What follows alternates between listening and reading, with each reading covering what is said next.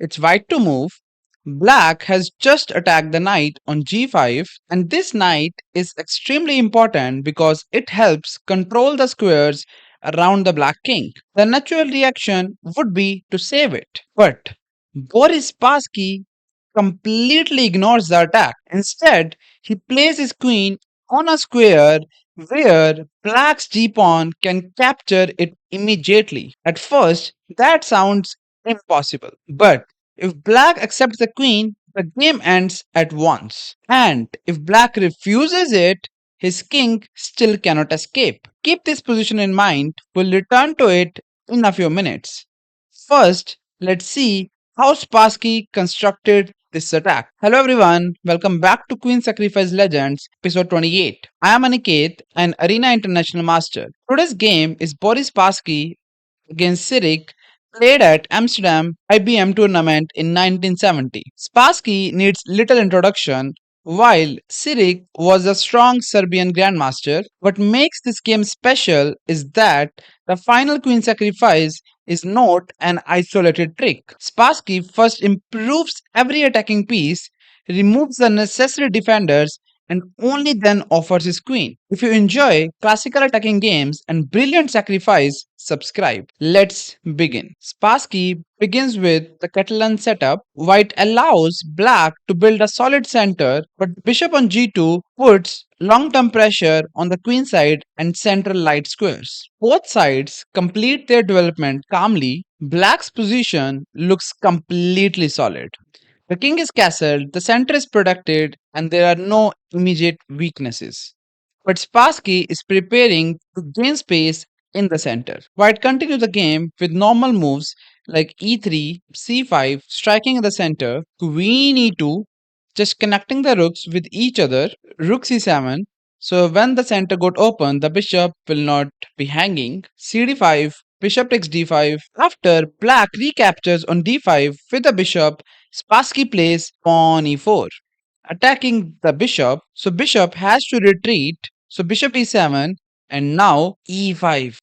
Now the knight is pushed away from f6 and white has gained a large amount of central space. The important point is not that white is immediately winning anything. It's that black's pieces are beginning to lose their natural squares. So knight d5, knight c4, hoping to put the knight into d6, and now queen a8, putting lots of pressure on the same diagonal. Then Spassky continues the game with his plan and sends the knight deep into black's position. So knight d6, this knight cannot be allowed to remain on d6. So black removes it with the bishop. Spassky recaptures, and now white gets a dangerous pawn on d6. And of course, the rook is also hanging, so rook has to move. Rook c6, only move which works in this position, attacking on the pawn, and this pawn may eventually be captured, but for the moment, it interferes with black's coordination.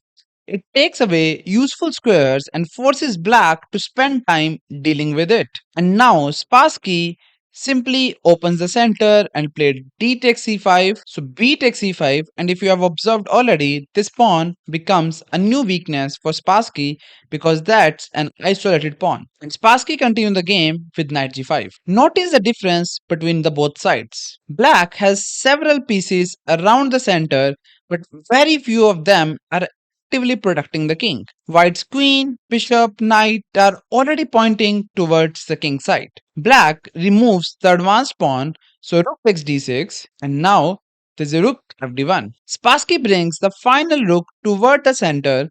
Black now needs to challenge white's attacking pieces with f6. Instead, Ciric plays rook a6. The rook moves away from the defense and we reach our first critical position. Let's pause the video here. It's white to play. Find the move that creates an immediate threat against the black king.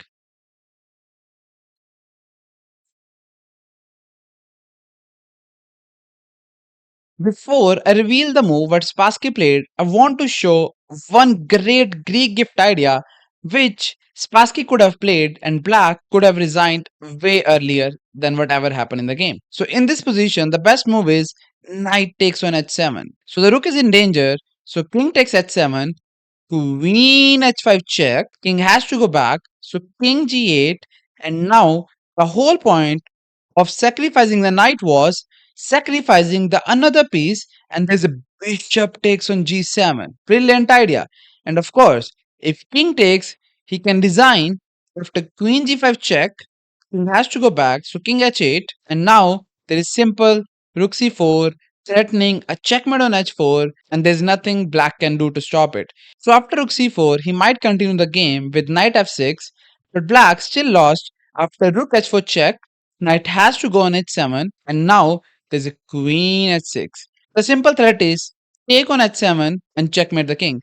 And believe me, there's no way to defend it. He can play knight f6, but now the queen takes on f6 with check because the knight is pinned. So king has to move, king g8, and after rook g4 check, knight blocks, rook takes, king goes on h7, and now queen g7, simple checkmate. So this was the way to go, but after rook a6, Spassky also played the one of the top move, and the move is queen e4, simply attacking on h7, and he's saying, I'm coming for your king. The queen and knight are now combining against h7. If black plays a slow move, queen takes h7 could end the game very quickly. Ciric therefore plays pawn f5, blocking the queen and attacking at the same time, and also closing the queen's diagonal toward h7. This appears to solve the immediate problem.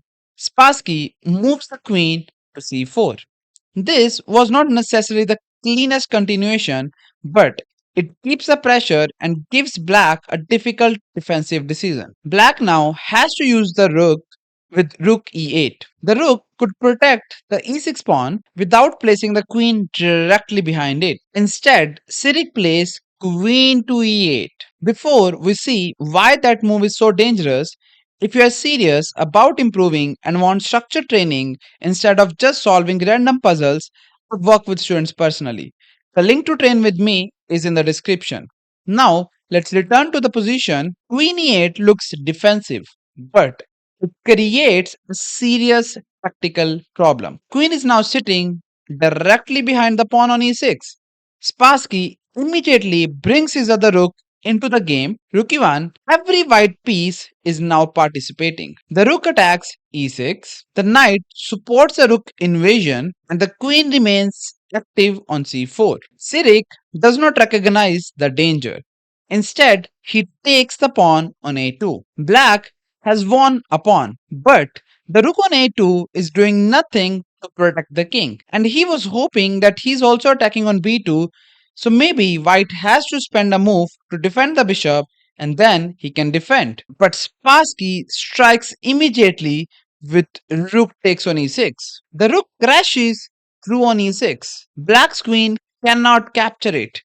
After queen takes e6, knight takes e6 would simply win the queen. So the rook is completely untouchable. Ciric retreats his queen to a8. The material still look complicated, but black's position is collapsing. White now has a rook on the 6th rank, a knight beside the king, and the queen ready to enter. However, Spassky still has some preparation to complete. Black currently has two knights that could potentially use the f6 square as an emergency defensive block. Spassky removes one of them with the bishop. The bishop takes the knight on d5. Ciric recaptures with his bishop. Now only the knight on d7 remains available to reach f6 to protect on h7 if required. That detail becomes extremely important. And here it looks like that it's a fork.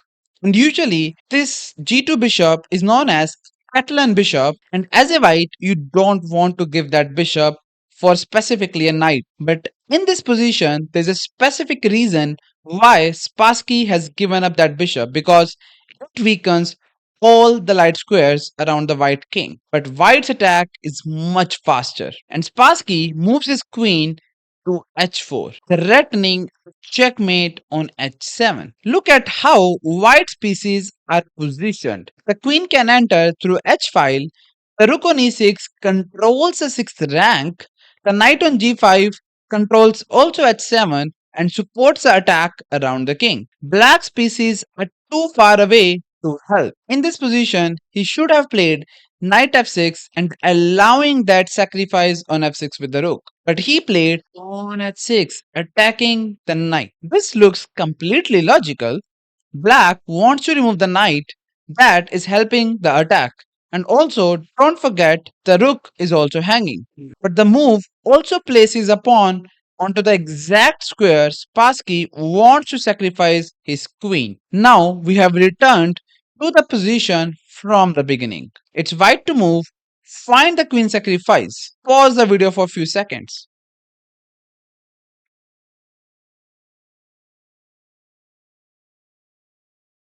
Spassky plays queen takes h6. The queen is now directly attacked by the g7 pawn. But black cannot accept the sacrifice. If pawn takes the queen, there's a rook g6. Thanks to the knight, it's a checkmate. The g pawn has disappeared from the g file, allowing the rook to attack the king vertically. The king has no escape square, and none of black's pieces can stop the rook. So Ciric refuses the queen and plays knight f6. That knight blocks the rook path across the 6th rank. Remember why Spassky exchanged the other knight on move 26. Black now has only one piece capable of occupying f6. Spassky simply removes it. Rook takes f6. Another sacrifice. Ciric resigned because both captures lead to mate. If g pawn takes the rook, then queen h7 is simple checkmate. If black captures the queen with g pawn, then rook g6 is checkmate. So black can capture the queen and the rook, but black cannot save the king. And the point is, if rook takes f6 happen, there's a queen h7 check, king f8, queen h8 check, king e7, queen takes g7 check, king d6, queen takes f6 check, king c7, queen e7 check, king c8, and after rook takes on c5 check, it's such a terrible position to be in. And of course, white is completely winning here. Final combination is brilliant. The queen sacrifice did not appear from nowhere. Spassky first gained space with e4 e5. He forced black pieces away from their best squares. He placed his knight on g5, threatening a mate on h7. He activated the rooks, forced the queen onto e8, invaded with the rook takes e6, and finally he removed one of the knights that could defend through f6. Only after completing all of that preparation did queen takes h6 become possible. The lesson is simple. Before sacrificing your queen, do not only calculate how much material you are giving away. Ask, is the enemy king exposed? Do I have forcing moves after that? Can my pieces reach the king faster than the defenders? And have I removed the opponent's most important defensive resources? In this question, Spassky answered yes to every question. The queen was worth 9 points, but Black's king was worth the entire game. So that was Boris Spassky against Ciric from 1970. If you enjoyed this episode, subscribe for the next queen sacrifice legend and comment below, would you have found queen takes h6 in this position? I will see you in the next one.